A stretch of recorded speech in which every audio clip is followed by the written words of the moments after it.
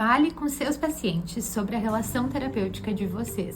Sei que isso parece frase óbvia e orientação óbvia para todo mundo que trabalha com terapias voltadas à relação terapêutica, com essa característica de reparentalização através da relação terapêutica. Mas uma coisa é a gente saber disso na teoria, outra coisa é botar isso em prática. Outro dia, em uma sessão com uma paciente muito querida, eu me irritei. Eu tentei fazer uma intervenção que não funcionou na hora, e na hora eu senti uma irritação, e eu não falei nada, mas a minha expressão facial e corporal denunciou que eu tinha ficado irritada. Eu vi que a paciente reagiu. Ela respondeu diferente, ela começou a ter outra resposta para as orientações que eu estava tendo. Depois me mandou mensagem agradecendo pela sessão, que tinha sido muito útil, mas eu fiquei com aquela pulguinha atrás da orelha. O que mudou a relação dela com a minha orientação não foi a minha orientação, foi essa minha resposta de irritação que eu tive na hora. Mas não é assim que a gente vai querer conduzir a nossa relação terapêutica. A gente não quer que as nossas orientações sejam consideradas porque o terapeuta ficou brabinho porque a paciente não tinha concordado com ela.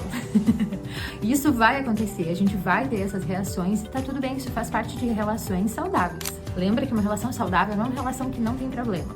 Uma relação saudável é uma relação em que se constrói, em que se discute, em que se fala sobre as dificuldades da relação e se repara as arestas que ficam nessa relação. A relação terapêutica é a mesma coisa. E bem, nessa situação eu fiquei bem desconfortável depois, fiquei incomodada de ter tido essa reação, fiquei preocupada em que pudesse ter acontecido dentro da minha paciente para ela ter começado a colaborar depois de perceber a minha irritação, porque é muito fácil que essa nossa irritação leve para memórias de cuidadores primários que possam reagir com a pessoa desse jeito. E o nosso paciente começar a colaborar através do medo, do que ele tem aprendido dentro dele, de como reagir a pessoas irritadas. E não necessariamente motivado pelo cuidado por si.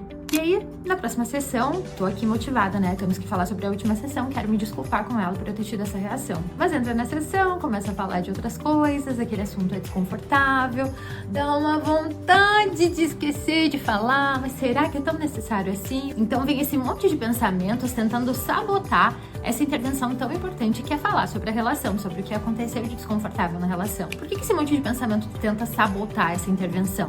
Porque é desconfortável pra caramba fazer isso. A gente precisa se expor, a gente precisa se desculpar, a gente precisa falar sobre o que aconteceu e que não foi fácil, que foi esquisito, que foi desconfortável. Todas as vezes que eu fiz isso, saíram excelentes resultados.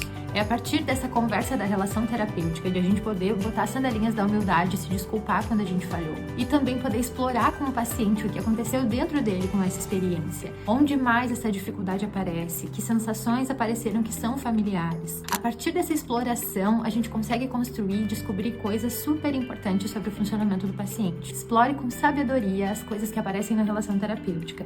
O que aparece aqui não aparece só aqui. Aqui é mais uma das relações e é uma relação de cuidado. Me conta, como é que é aí quando o bicho pega? Quando tem pedra no sapato, como é que tu lida com teus pacientes?